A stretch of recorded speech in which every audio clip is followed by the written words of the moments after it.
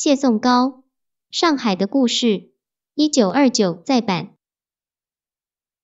这本《上海的故事》是我用爱心和虔诚送给我的小妹妹谢静梅女士。最近她是只身奋斗在我们从来没有到过的云南省。原代序丰子恺。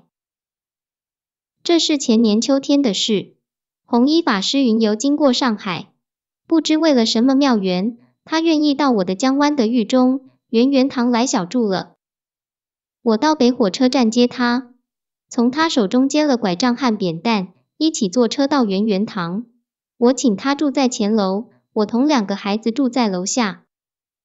每天傍晚天色将暮的时候，我固定到楼上来同弘一法师谈话。他是过午不食的，我的晚餐吃得很迟。我们谈话的时候，正是别人吃晚餐的时间。他晚上睡得很早，差不多与太阳同时睡的，所以电灯在他是没有用的。太阳快落山，我上楼去同他谈话。他坐在靠窗口的藤床上，我坐在里面的椅子上，一直谈到窗外灰色的天空，映衬出他上半身全黑的影像的时候，我方才告辞，他也就歇息了。这样的生活持续了1个月，现在已经变成我丰富的回忆的源泉了。有一天，我上楼见弘一法师，看到他脸上充满着欢喜之色。他顺手从我的书架上抽出一本书，指着封面对我说：“谢颂高居士，你认识他否？”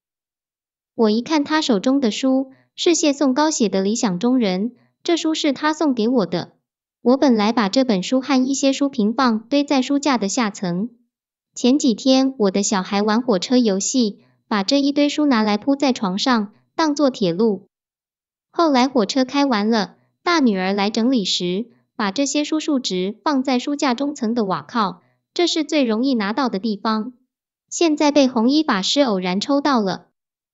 我就回答他说，谢颂高君是我的朋友，一位基督徒。弘一法师说，他这书很好，很有益的书。这位谢居士住在上海吗？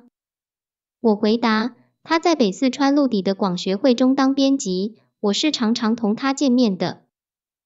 说起广学会，似乎又使弘一法师有非常的好感。他告诉我，广学会创办很早，他幼时住在上海的时候，这广学会就已经成立了。又说，其中有许多热心而真挚的教徒，有一个外国教士李 Timothy 曾经关心佛法，翻译过《大圣起信论》。最后弘一法师说回到对于理想中人及其作者谢颂高居士的赞美。他说，这种书何等有益，这作者何等可敬。又说，他一向不看我书架上的书，今天偶然就竟随手抽到了这一本，读了很感动，还以为我的书架上这类的书大概很多。检点一下，岂知别的都是关于绘画、音乐的日文的书籍。他郑重地对我说，这是很奇妙的缘。我想用人为来造就他们相见的缘，就趁机说，几时我邀谢君来这里谈谈，如何？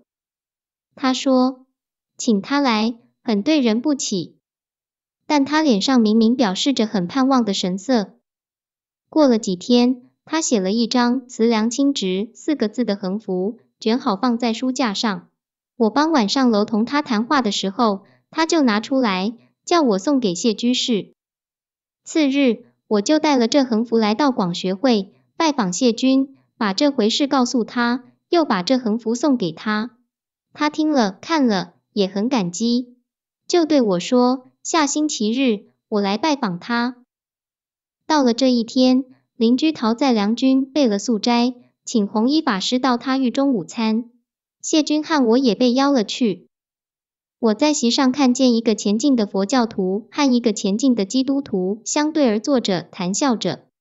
我没仔细听他们的谈话，而只是对着眼前的光景，在心中冥想世间的缘的奇妙。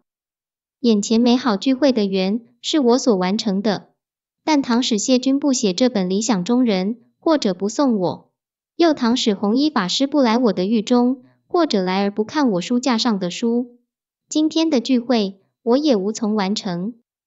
再进一步想，这书原来久已埋在书架的下层。